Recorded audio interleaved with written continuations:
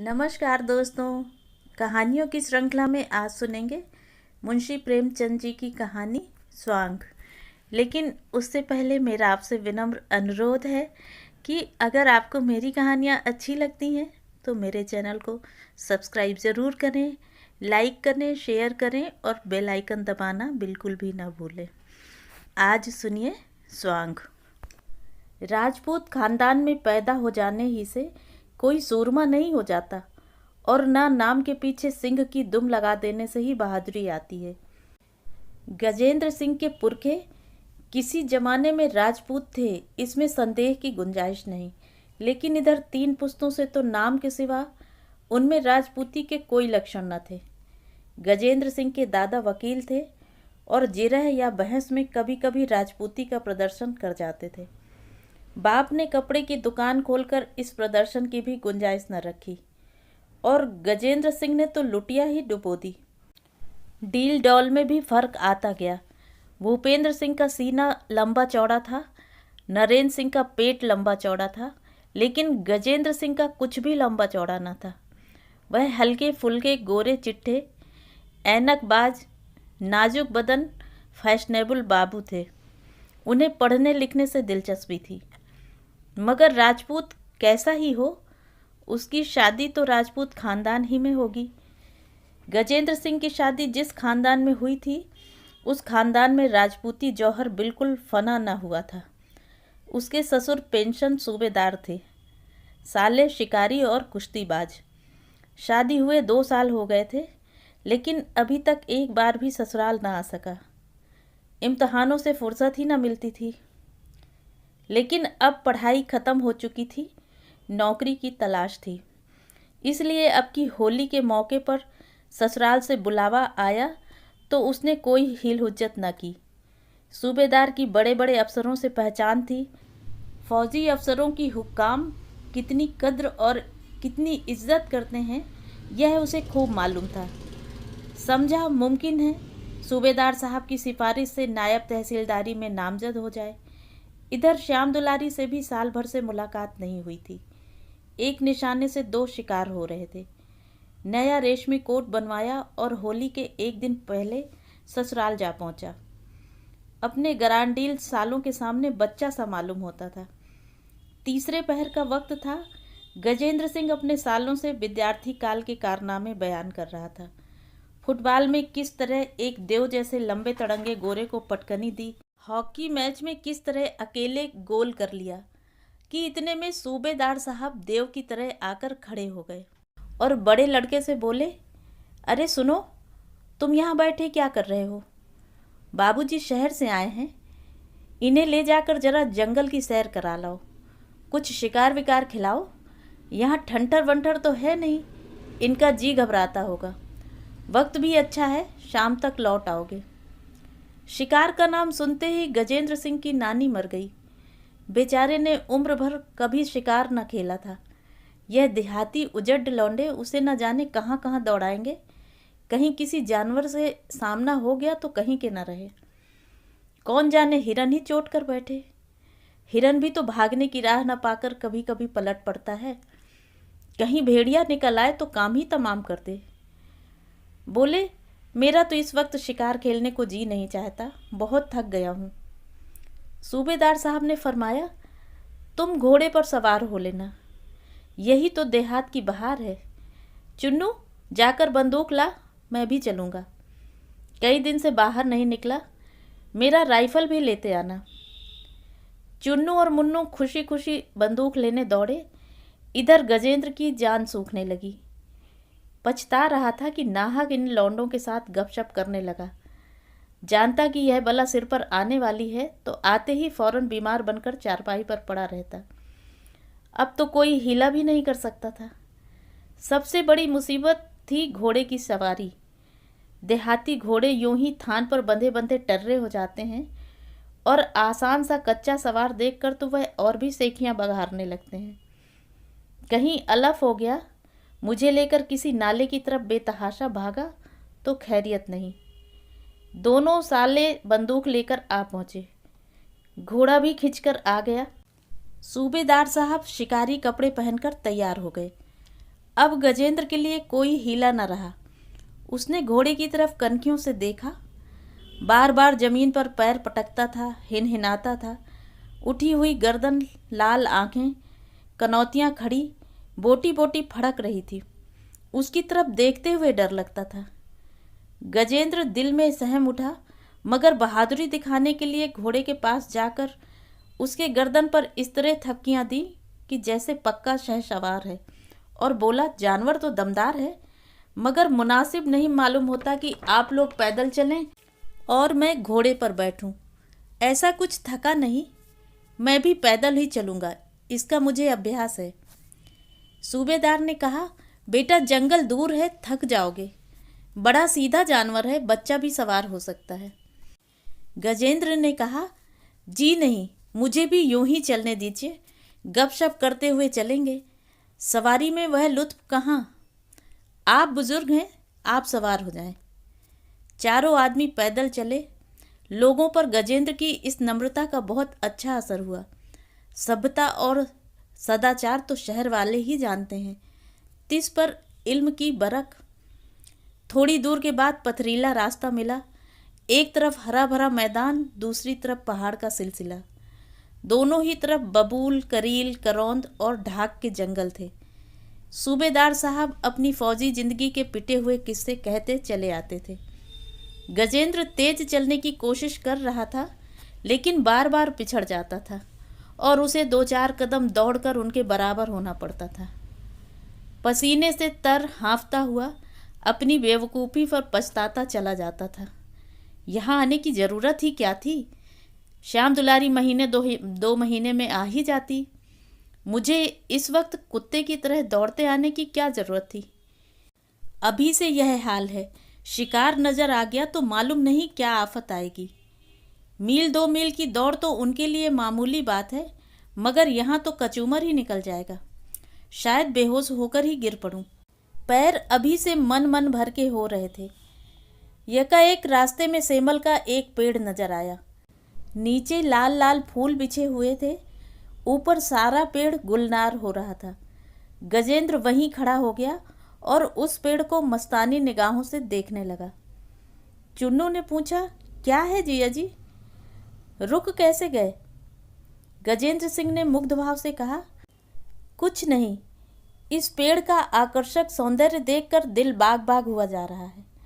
आहा, क्या बहार है, क्या रौनक है, क्या शान है कि जैसे जंगल की देवी ने गोधूली के आकाश को लज्जित करने के लिए केसरिया जोड़ा पहन लिया हो, या ऋषियों की पवित्र आत्माएं अपनी शाश्वत यात्रा में यहाँ आराम कर रही हों, या प्रकृति का मधुर संगीत मूर्तिमान होकर दुनिया भर पर मोहनी मंत्र डाल रहा हो। आप लोग शिकार खेलने जाइए, मुझे इस अमृत से तृप्त होने दीजिए। दोनों नौजवान आश्चर्य से गजेंद्र का मुंह ताकने लगे। उनकी समझ ही में न आया कि यह महाशय कह क्या रहे हैं। देहात के रहने वाले, जंगलों में घूमने वाले सेमल उनके लिए कोई अनोखी चीज न थी। उसे रोज देखते थे, कितनी ही बार उस पर चढ़े थे, उसके नीचे दौड़े थे, उसके फूलों की गेंद बनाकर खेले थे। उन पर यह मस्ती कभी न छाई थी। सौंदर्य का उपभोग करना बेचारे क्या जाने। सूबेदार साहब आगे बढ़ गए थे। इन लोगों को ठहरा हुआ देखकर लौट आए और बोले, क्यों बेटा, ठहर क्यों गए? गजेंद्र ने हाथ जोड़कर कहा, आप लोग मुझे माफ़ कीजिए, मैं शिकार खेलने न जा सकूंगा। फूलों की यह बहार देखकर मुझ पर मस्ती सी छा गई है। मेरी आत्मा स्वर्ग के संगीत का मजा ले रही है। आहा, यह मेरा ही दिल जो फूल बनकर चमक रहा है। मुझ में भी वही लाली है, वही सौंदर्य है, वही रस है। मेरे हृदय पर केवल अज्ञानता का पर्दा पड़ा हुआ है। किसका शिकार करें? जंगल के मासूम जानवरों का? हम ही तो जानवर हैं, हम ही तो चिड़ियां हैं। यह हमारी ही कल्पनाओं का दर्पण है जिसमें भौतिक संसार की झलक दिखाई पड़ रही है। क्या अपना ही खून करें? नहीं, आप लोग शिकार करने जाएं, मुझे इस मस्ती और बहार में डूबकर इसका आनंद उठाने दें। बल्कि मैं तो प्रार्थना करूंगा कि आप भी शिकार से दूर रहें। जिंदगी खुशियों का खजाना है, उसका खून न कीजिए। प्रकृति के दृश्यों से अपने मानस चक्षुओं को तृप्त कीजिए। प्रकृति के एक एक कण में, एक एक फूल में, एक एक पत्ती में इसी आनंद की किरणें चमक रही हैं।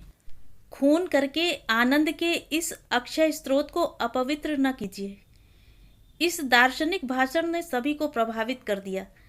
सूबेदार ने चुन्नू से धीमे से कहा, उम्र तो कुछ नहीं है, लेकिन कितना ज्ञान भरा हुआ है। चुन्नू ने भी अपनी श्रद्धा को व्यक्त किया। विद्या से ही आत्मा जाग जाती है। शिकार खेलना है बुरा। सूबेदार साहब ने ज्ञानियों की तरह कहा, हाँ बुरा तो है, चलो लौट चलें। जब हर एक चीज में उसी का प्रकाश है तो शिकार कौन और शिकारी कौन। अब कभी शिकार न खेलूंगा। फिर वह गजेंद्र से बोले, भैया तुम्हारे उपदेश ने हमारी आंखें खोल दी। कसम खाते हैं अब कभी शिकार न खेलेंगे। गजेंद्र पर मस्ती छाई हुई थी। उसी नशे की हालत में बोला, ईश्वर को लाख लाख धन्यवाद है कि उसने आप लोगों को यह सद्बुद्धि दी। मुझे खुद शिकार का कितना शौक था बतला नहीं सकता। अनगिनत जंगली सुअर, हिरन, तेंदुए, नीलगाय मारे होंगे, एक बार चीते को भी मार डाला। मगर आज ज्ञान की मदिरा का वह नशा हुआ कि दुनिया का कहीं अस्तित्व ही नहीं रहा। होली जलाने का मुहूर्त 9 बजे रात को था। 8 ही बजे से गांव के औरत मर्द, बूढ़े बच्चे गाते बजाते, अबीर उड़ाते होली की तरफ चले। सूबेदार साहब भी बाल बच्चों को लिए मेहमान के साथ होली जलाने चले। गजेंद्र ने अभी तक किसी बड़े गांव की होली न देखी थी। उसके शहर में तो हर मोहल्ले में लकड़ी के मोटे मोटे 2-4 कुंदे जला दिए जाते थे, जो कई कई दिन तक जलते रहते थे। यहाँ की होली एक लंबे चौड़े मैदान में किसी पहाड़ की ऊंची चोटी की तरह आसमान से बातें कर रही थी। ज्यों ही पंडित जी ने मंत्र पढ़कर नए साल का स्वागत किया, आतिशबाजी छूटने लगी। छोटे बड़े सभी पटाखे, छछूंदरें, हवाइयाँ छोड़ने लगे। गजेंद्र के सिर पर से कई छछूंदर सनसनाती हुई निकल गईं। हर एक पटाखे पर बेचारा 2-4 कदम पीछे हट जाता था और दिल में इन उजड़ देहातियों को कोसता था, यह क्या बेहूदगी है। बारूद कहीं कपड़े में लग जाए, कोई और दुर्घटना हो जाए तो सारी शरारत निकल जाए। रोज ही तो ऐसी वारदातें होती रहती हैं। मगर इन गंवारों का क्या? यहाँ दादा ने जो कुछ किया वही करेंगे, चाहे उसमें कुछ दुख हो या ना हो। अचानक नज़दीक से एक बम गोला के छूटने की गगनभेदी आवाज़ हुई कि जैसे बिजली कड़की हो। गजेंद्र सिंह चौंक कर कोई 2 फीट ऊंचे उछल गए। अपनी जिंदगी में वह शायद कभी इतना न कूदे थे। दिल धक धक करने लगा, गोया तोप के निशाने के सामने खड़े हों। फौरन दोनों कान उंगलियों से बंद कर लिए और 10 कदम और पीछे हट गए। चुन्नू ने कहा, जीजा जी आप क्या छोड़ेंगे, क्या लाऊं? मुन्नू बोला, हवाइयाँ छोड़िए जीजा जी, बहुत अच्छी हैं, आसमान में निकल जाती हैं। चुन्नू, हवाइयाँ बच्चे छोड़ते हैं कि यह छोड़ेंगे? आप बम गोला छोड़िए जीजा जी। गजेंद्र, भाई मुझे इन चीज़ों का शौक नहीं। मुझे तो ताज्जुब हो रहा है कि बूढ़े भी कितनी दिलचस्पी से आतिशबाजी छुड़ा रहे हैं। मुन्नू, तो 2-4 महताबियाँ तो जरूर छोड़िए। गजेंद्र को महताबियाँ निरापद जान पड़ी। उनकी लाल हरी सुनहरी चमक के सामने उनके गोरे चेहरे और खूबसूरत बालों और रेशमी कुर्ते की मोहकता कितनी बढ़ जाएगी। कोई खतरे की बात भी नहीं। मज़े से हाथ में लिए खड़े हैं। गुल टप टप नीचे गिर रहा है और सबकी निगाहें उनकी तरफ लगी हुई हैं। उनकी दार्शनिक बुद्धि भी आत्म प्रदर्शन की लालसा से मुक्त न थी। फौरन महताबी ले ली, उदासीनता की एक अजब शान के साथ। मगर पहली महताबी छोड़ना शुरू ही की थी कि दूसरा बमगोला छूटा। आसमान कांप उठा। गजेंद्र को ऐसा मालूम हुआ कि जैसे कान के पर्दे फट गए या सिर पर कोई हथौड़ा गिर पड़ा। महताबी हाथ से छूटकर गिर पड़ी और छाती धड़कने लगी। अभी इस धमाके से संभलने न पाए थे कि दूसरा धमाका हुआ, जैसे आसमान ही फट गया हो। सारे वायुमंडल में कंपन सा आ गया। चिड़िया घोंसलों से निकल निकल कर शोर मचाती हुई भागी। जानवर रस्सियां तुड़ा तुड़ा कर भागे और गजेंद्र भी सिर पर पांव रखकर भागे, सरपट और सीधे घर आकर दम लिया। चुन्नू और मुन्नू दोनों घबरा गए। सूबेदार साहब के होश उड़ गए। तीनों आदमी बगटुट दौड़े हुए गजेंद्र के पीछे चले। दूसरों ने जो उन्हें भागते देखा तो समझे शायद कोई वारदात हो गई। सबके सब उनके पीछे हो लिए। गांव में एक प्रतिष्ठित अतिथि का आना मामूली बात न थी। सब एक दूसरे से पूछ रहे थे, मेहमान को क्या हो गया, माजरा क्या है, क्यों यह लोग दौड़े जा रहे हैं।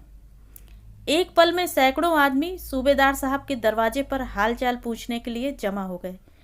गांव का दामाद कुरूप होने पर भी दर्शनीय और बदहाल होते हुए भी सबका प्रिय होता है। सूबेदार ने सहमी हुई आवाज में पूछा, तुम वहां से क्यों भाग आए भैया। गजेंद्र को क्या मालूम था कि उसके चले आने से यह तहलका मच जाएगा, मगर उसके हाजिर दिमाग ने जवाब सोच लिया था, और जवाब भी ऐसा कि गांव वालों पर उसकी अलौकिक दृष्टि की धाक जमाते। बोला, कोई खास बात न थी, दिल में कुछ ऐसा ही आया कि यहाँ से भाग जाना चाहिए। नहीं, कोई बात तो जरूर थी। आप पूछकर क्या करेंगे, मैं उसे जाहिर करके आपके आनंद में विघ्न नहीं डालना चाहता। जब तक बतला न दोगे बेटा, हमें तसल्ली नहीं होगी। सारा गांव घबराया हुआ है।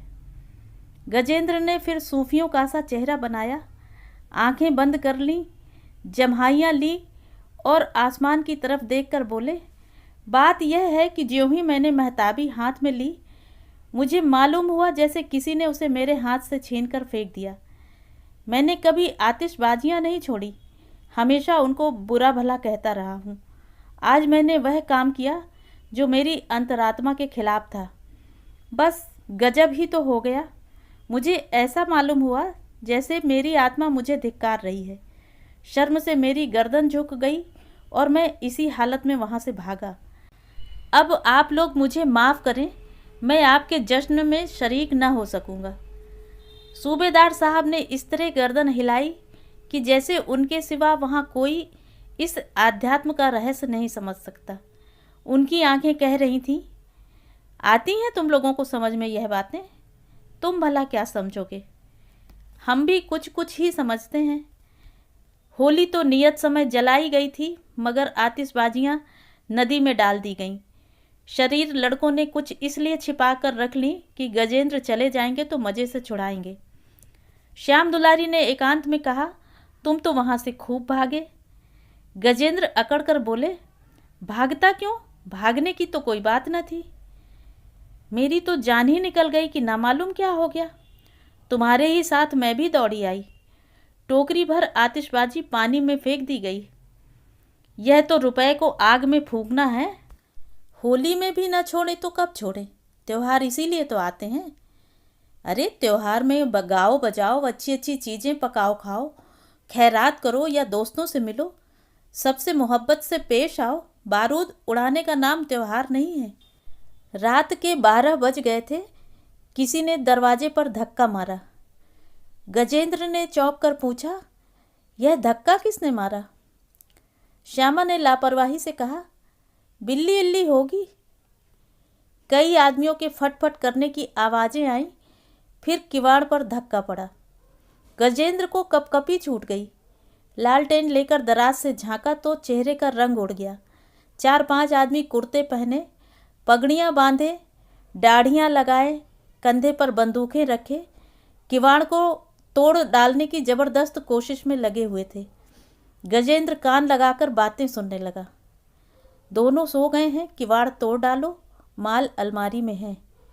और अगर दोनों जाग गए तो औरत क्या कर सकती है, मर्द को चारपाई से बांध देंगे। सुनते हैं गजेंद्र सिंह कोई बड़ा पहलवान है। कैसा ही पहलवान हो, 4 हथियारबंद आदमियों के सामने क्या कर सकता है। गजेंद्र को कांटों को तो बदन में खून नहीं। श्याम बिहारी से बोले, यह डाकू मालूम होते हैं, अब क्या होगा, मेरे तो हाथ पांव कांप रहे हैं। चोर चोर पुकारो, जाग हो जाएगी, अपने आप भाग जाएंगे, नहीं तो मैं चिल्लाती हूँ। ना ना, कहीं ऐसा गजब ना करना, इन सबों के पास बंदूकें हैं। गांव में इतना सन्नाटा क्यों है? घर के आदमी क्या हुए? भैया और मुन्नू दादा खलियान में सोने गए हैं। काका दरवाजे पर पड़े होंगे। उनके कानों पे तोप भी छूटे तब भी न जागेंगे। इस कमरे में कोई दूसरी खिड़की भी तो नहीं है कि बाहर आवाज़ पहुँचे। मकान है या कैद खाना? मैं तो चिल्लाती हूँ, अरे नहीं भाई, क्यों जान देने पर तुली हो? मैं तो सोचता हूँ हम दोनों चुपचाप लेट जाएं और आंखें बंद कर लें। बदमाशों को जो कुछ ले जाना हो ले जाएं, जान तो बचे। देखो किवाड़ हिल रहे हैं, कहीं टूट न जाए। हे ईश्वर, कहाँ जाएं? इस मुसीबत में तुम्हारा ही भरोसा है। क्या जानता था कि यह आफत आने वाली है? नहीं आता ही क्यों? बस चुप्पी ही साध लो। अगर हिलाएं विलाएं तो भी सांस मत लेना। मुझसे तो चुप्पी साध कर पड़ा न रह जाएगा। जेवर उतार कर रख क्यों नहीं देती? शैतान जेवर ही तो लेंगे। जेवर तो ना उतारूंगी, चाहे कुछ ही क्यों ना हो जाए। क्यों जान देने पर तुली हुई हो? खुशी से तो जेवर ना उतारूंगी, जबरदस्ती और बात है। खामोश, सुनो सब क्या बातें कर रहे हैं। बाहर से आवाज़ आई, किवाड़ खोल दो नहीं तो हम किवाड़ तोड़कर अंदर आ जाएंगे। गजेंद्र ने श्याम दुलारी की मिन्नत की, मेरी मानो श्यामा, जेवर उतार कर रख दो। मैं वादा करता हूँ बहुत जल्दी नए जेवर बनवा दूंगा। बाहर से आवाज़ आई, बस 1 मिनट की मोहलत और देते हैं, अगर किवाड़ ना खोले तो खैरियत नहीं। गजेंद्र ने श्याम दुलारी से पूछा, खोल दूं? हाँ बुला लो, तुम्हारे भाई बंद हैं। वह दरवाजे को बाहर से ढकेलते हैं, तुम अंदर से बाहर को ठेलो। और जो दरवाज़ा मेरे ऊपर गिर पड़े। 5-5 जवान हैं। वह कोने में लाठी रखी है ना, उसे लेकर खड़े हो जाओ। तुम पागल हो गई हो? चुन्नू दादा होते तो 5 को गिराते। भाई मैं लट्ठबाज नहीं हूँ। तो आओ मुँह ढाँप कर लेट जाओ, मैं उन सबों से समझ लूँगी। तुम्हें तो और समझ कर छोड़ देंगे, माथे मेरे जाएगी। मैं तो चिल्लाती हूँ, तुम मेरी जान लेकर छोड़ोगी। मुझसे तो अब सब्र नहीं होता, मैं किवाड़ खोल देती हूँ। उसने दरवाज़ा खोल दिया। 5 चोर भड़बड़ाकर घुस आए। एक ने अपने साथी से कहा, मैं इस लौंडे को पकड़े हुए हूँ, तुम औरत के सारे गहने उतार लो। दूसरा बोला, इसने तो आंखें बंद कर लीं। अरे तुम आंखें क्यों नहीं खोलती जी? तीसरा, यार औरत तो हसीन है। चौथा, सुनती है ओ मेहरिया, जेवर दे दे नहीं गला घोंट दूंगा। गजेंद्र दिल में बिगड़ रहे थे, यह चुड़ैल जेवर क्यों नहीं उतार देती। श्याम दुलारी ने कहा, गला घोंट दो चाहे गोली मार दो, जेवर ना उतारूंगी। पहला, इसे उठा ले चलो, यूँ ना मानेगी, मंदिर खाली है। दूसरा, बस यही मुनासिब है, क्यों रे छोकरी, हमारे साथ चलेगी। श्याम दुलारी, तुम्हारे मुंह में कालिख लगा दूंगी।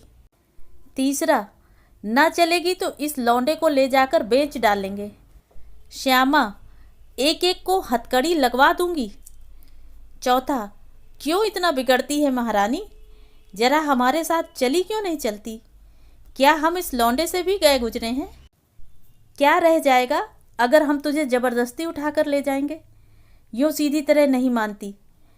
तुम जैसी हसीन औरत पर जुल्म करने को जी नहीं चाहता। पांचवा, या तो सारे जेवर उतार कर दे दो या हमारे साथ चलो। श्याम दुलारी, काका आ जाएंगे तो एक एक की खाल उधेड़ डालेंगे। पहला, यह यूँ ना मानेगी, इस लौंडे को उठा ले चलो, तब आप ही पैरों पड़ेगी। 2 आदमियों ने एक चादर से गजेंद्र के हाथ पांव बांधे। गजेंद्र मुर्दे की तरह पड़े हुए थे, सांस तक न आती थी। गजेंद्र दिल में ही झुंझला रहे थे, हाय कितनी बेवफा औरत है, जेवर न देगी चाहे यह सब मुझे जान से मार डालें। अच्छा जिंदा बचूंगा तो देखूंगा। डाकुओं ने गजेंद्र को उठा लिया और लेकर आंगन में पहुंचे तो श्याम दुलारी दरवाजे पर खड़ी होकर बोली, इन्हें छोड़ दो तो मैं तुम्हारे साथ चलने को तैयार हूँ। पहला, पहले ही क्यों न राजी हो गई थी, चलेगी ना। श्याम दुलारी, चलूँगी, कहती तो हूँ। तीसरा, अच्छा तो चल, हम इसे छोड़ देते हैं। दोनों चोरों ने गजेंद्र को लाकर चारपाई पर लिटा दिया और श्याम दुलारी को लेकर चल दिए। कमरे में सन्नाटा छा गया। गजेंद्र ने डरते डरते आंखें खोली, कोई नजर न आया। उठकर दरवाजे से झांका, सहन में भी कोई न था। तीर की तरह निकलकर सदर दरवाजे पर आए, लेकिन बाहर निकलने का हौसला न हुआ। चाहा कि सूबेदार साहब को जगाएं, लेकिन मुंह से आवाज़ न निकली। उसी वक्त कह कहे की आवाज़ आई। 5 औरतें चुहल करती हुई श्याम दुलारी के कमरे में आईं। गजेंद्र का वहाँ पता न था। 1, कहाँ चले गए? श्याम दुलारी, बाहर चले गए होंगे। दूसरी, बहुत शर्मिंदा होंगे।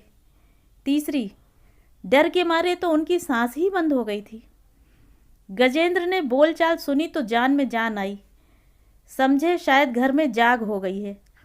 लपक कर कमरे के दरवाजे पर आए और बोले, जरा देखिए श्यामा कहाँ है? मेरी तो नींद ही ना खुली, जल्द किसी को दौड़ाइए। यकाएक उन्हीं औरतों के बीच में श्यामा को खड़े हंसते देखकर हैरत में आ गए।